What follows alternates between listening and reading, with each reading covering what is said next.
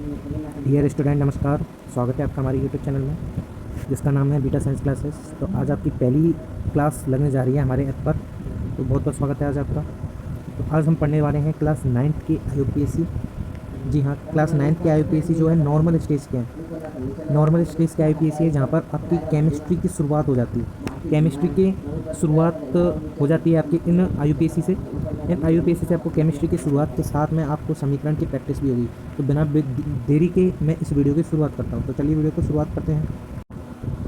IUPAC की शुरुआत दोस्तों 1 से 30 तक एलिमेंट यानी तत्वों को याद करने से होती है। 1 से 30 तक आपको तत्व अगर याद होंगे तो आप IUPAC आसानी से बना सकते हैं। तो कुछ 9th में तो 1 से 30 लगभग नहीं है और कुछ में है भी है। तो 9th स्टैंडर्ड के हिसाब से मैं IUPAC आपके लिए लेकर आया हूँ बढ़िया तरीके से। तो कुछ तक तो मैं आपको बता देता हूँ। ये हैंड राइटिंग नोट्स हैं जो आपको टेलीग्राम चैनल पर मिल जाएंगे अगर बन जाएगा तो, ठीक है। तो ये कुछ तत्व हैं जैसे कि एल्युमिनियम है, आर्गन है और इसके मतलब तत्व का नाम है और इसका प्रतीक है। ये अगर आपको याद हो गए तो IUPAC आपके लिए काफ़ी इजी हो जाएगा।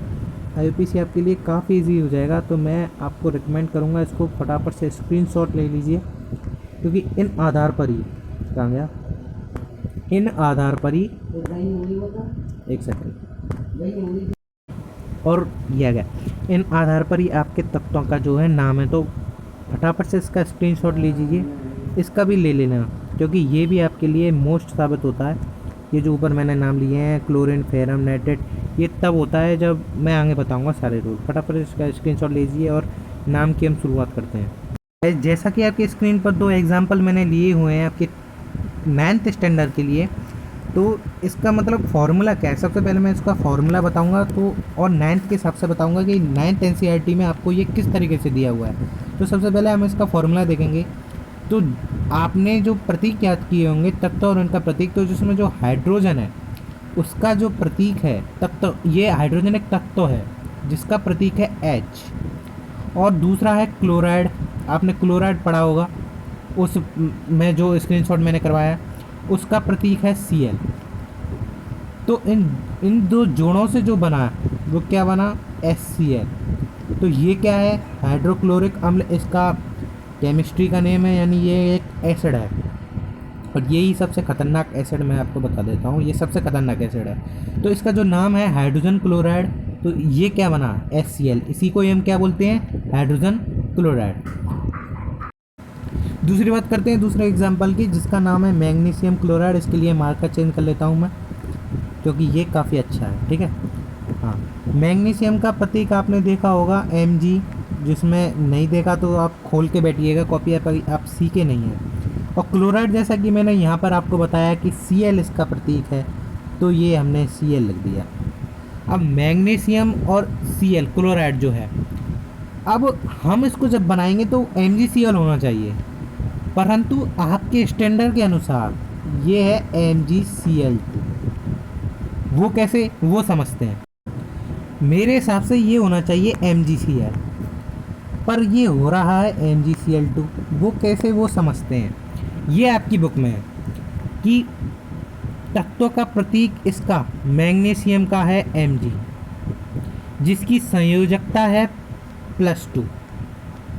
उसी प्रकार से क्लोराइड का प्रतीक Cl, जिसकी संयोजकता है -1। अब इसका करेंगे क्रॉस मल्टीप्लाई, Mg का इससे और Cl का इससे। तो Mg के पास आया 1, तो इसके पास 1 लग दिया, जैसे कि यहाँ पर 1 कुछ नहीं हो तो 1 होता है, आपको सबको पता है। तो यहाँ पर Mg, और Cl के पास आया 2, और 2 वो कौन सा है, प्लस का, तो Cl क्या हो गया, 2। इस तरीके से ये आया MgCl2। MgCl जो करके आएगा उसका क्या हो जाएगा, एकदम उसका क्या हो जाएगा, रॉन्ग। तो आपकी स्क्रीन पर दिख रहे होंगे, मैंने 4 उदाहरण आपके एक साथ ले लिए हैं। इन चारों के अलावा आपको कहीं भटकने की ज़रूरत नहीं है किसी वीडियो पर। आपको इसी वीडियो में सारा समाधान मिल जाएगा। IUPAC क्लास 9th का, 8th का, 10th का, जो भी आपकी केमिस्ट्री की शुरुआत हो रही है उसमें आपको ये 4 उदाहरण अगर आप सीख जाओगे तो पूरी ये IUPAC सीख जाओगे। पार्ट 2 भी इसका आएगा, एक प्रैक्टिस मतलब प्रैक्टिस वीडियो समझना उसको, पार्ट 2 इसका प्रैक्टिस वीडियो होगा।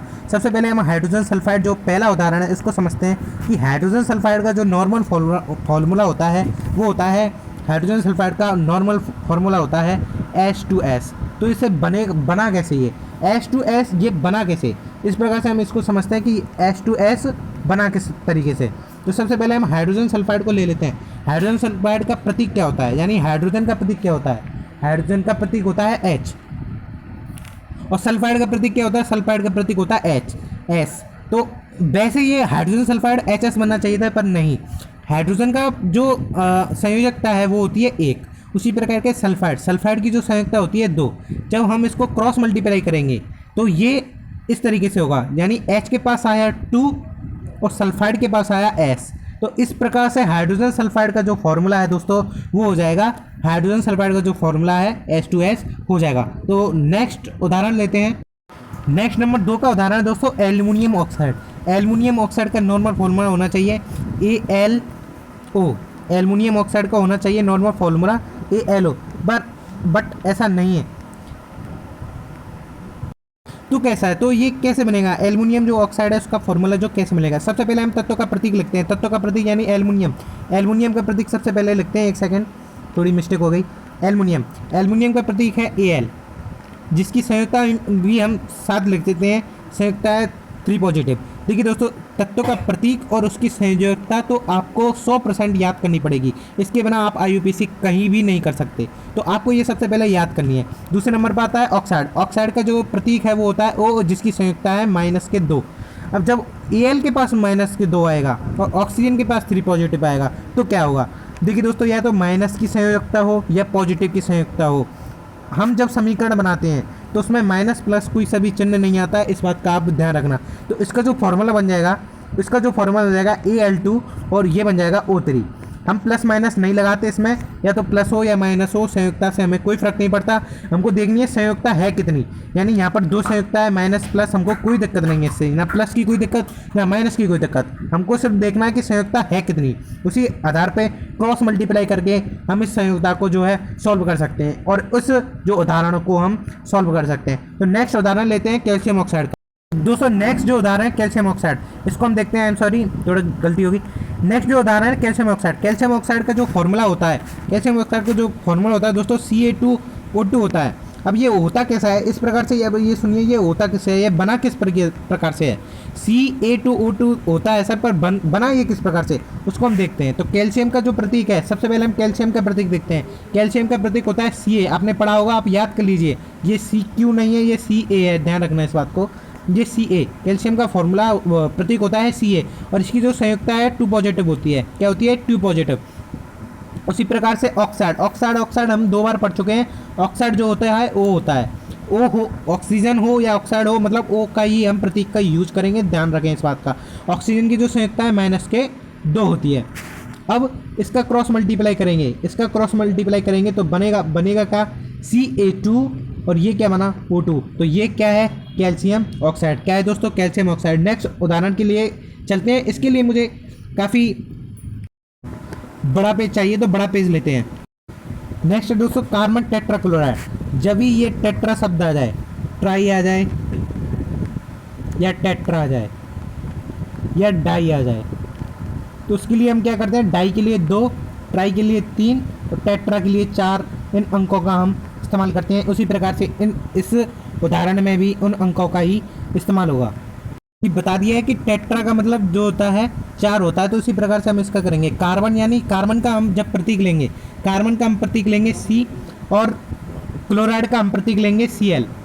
ठीक है, कार्बन का जो मैंने बताया कि जो कार्बन है वो कितने हैं, टेट्रा हैं, यानी टेट्रा यानी 4 हैं, तो 4 सीधे लिख देंगे। हम इसमें संयोजकता कार्बन की नहीं लिखेंगे, क्लोरीन की संयोजकता लिखेंगे, कार्बन की संयोजकता नहीं लिखेंगे, क्योंकि इसमें क्या आ गया है दोस्तों, टेट्रा आ गया है। टेट्रा यानी बोले तो 4 आ गया है, तो 4 की वजह से हम कार्बन की संयोजकता नहीं लिखेंगे, कार्बन का जो टेट्रा है यानी 4 है वो हम लिखेंगे। तो कार्बन की नीचे हमने क्या लिख दिया, 4 लिख दिया। क्लोरीन की जो संयोजकता होती है वो 1, क्लोरीन की जो संयुक्ता होती है वो 1 होती है। इसी प्रकार क्रॉस मल्टीप्लाई कर देंगे तो ये हो जाएगा CCl4, यानी CCl4 हो जाएगा, ये CCl4 हो जाएगा।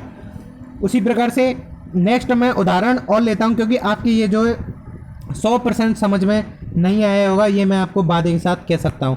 इस प्रकार से और भी समझिए। ऐसे मान के चलिए आपका उदाहरण आ जाए, आपका जो उदाहरण जाए दोस्तों, कार्बन डाइऑक्साइड। आपने सबने नाम सुना होगा, क्लास 6 से चलता आ रहा है, कार्बन डाइऑक्साइड। ठीक है, ये ऑक्साइड है, फुल फॉर्म, थोड़ी स्क्रीन छोटी है इसलिए। कार्बन डाइऑक्साइड में डाई आ गया दोस्तों, क्या आ गया? डाई आ गया। तो डाई का मतलब मैंने आपको बताया, डाई का मतलब होता है 2, डाई का मतलब होता है 3 और टेट्रा का मतलब होता है 4। तो डाई यानी 2 हो गया। तो कार्बन का जो प्रतीक है वो होता है C, और डाई यानी 2 आ गया।